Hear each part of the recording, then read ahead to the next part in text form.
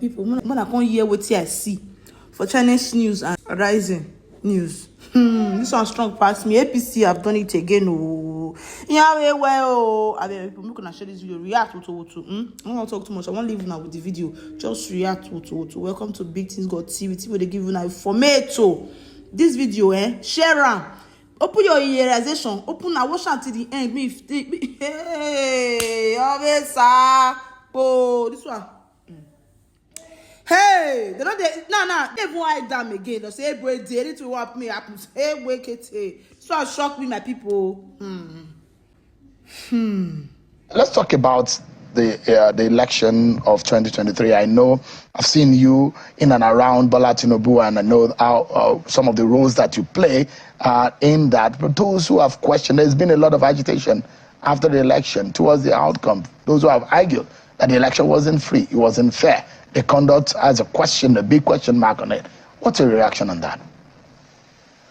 Okay, let me begin by saying that I'm convinced that last election was one of the best elections ever organized in Nigeria. Is this election good enough to go? Very good enough to go.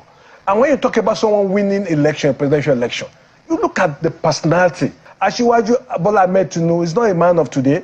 He's a man who over the decades have been building relationship, networking, touching lives across the divide, north, south, east, west.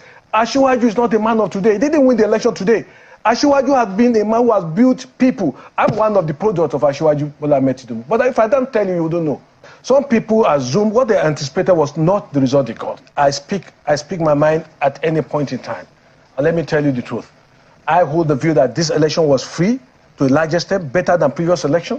And those who are feeling bitter, they just have to wait for the next election. Losing popularity in the hands of those who are oppressors, those who want the status quo to remain, those who want people to continue to wallow in poverty and in oppression, in the wanton killings. Those are the people who are probably not comfortable with me. But having said so, let me just go to the point. In the first instance, there was no election as far as the Senate primary election of the APC was concerned. What happened in Kogi was criminality, was a new phenomenon of electoral malpractices. I have never imagined that in Kogi State we could have an election, we could have a result without voting. All of us, about eight of us, apart from probably the man that was anointed, none of us had the privilege to vote. In essence, there was no voting anywhere. What they did was to write the result. It was a sham. It was a rape of democracy. It was a disgrace. It was a betrayal of all those who laid down their lives for the enthronement of democracy in Nigeria. I've heard of rigging. If there was voting and we allege rigging, okay, we'll say we were rigged out. Even though what you're saying now sounds a lot like what the opposition parties claimed post that elections. And you said that anyone who was aggrieved should wait till the next election cycle, 2027. They should stop making a noise about it. Would you take your own advice on this matter?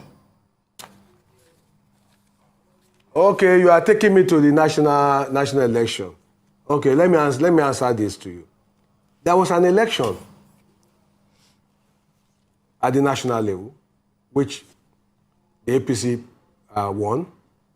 In this instance, there was not even voting. That's the difference. There was no voting. Maybe you talk about the national election, there was voting. Here they rig. Here they rig. Here they rig. You said people rig. Okay. Allegation of rigging is either here or there. But where there was no election at all, is it the same story? That is a humiliation. That's a disgrace. That is a rape of democracy. When there was no election at all, and people went to their comfort zone and wrote the result, that is worse than a military government. Senator Adeyemi, your point is clear on all of those scores, so that we don't keep saying the same thing. This is somebody reacting to all you have said so far by way of feedback. The person says, Smart Adeyemi celebrated the violence and rigging in Lagos. Now he's crying. What goes around comes around. Ask him if he now regrets celebrating the rigging and violence during the governorship election in Lagos. Did he condemn the rigging and violence in Lagos on March 18? Injustice somewhere is injustice everywhere. Please tell him that the question is from a viewer.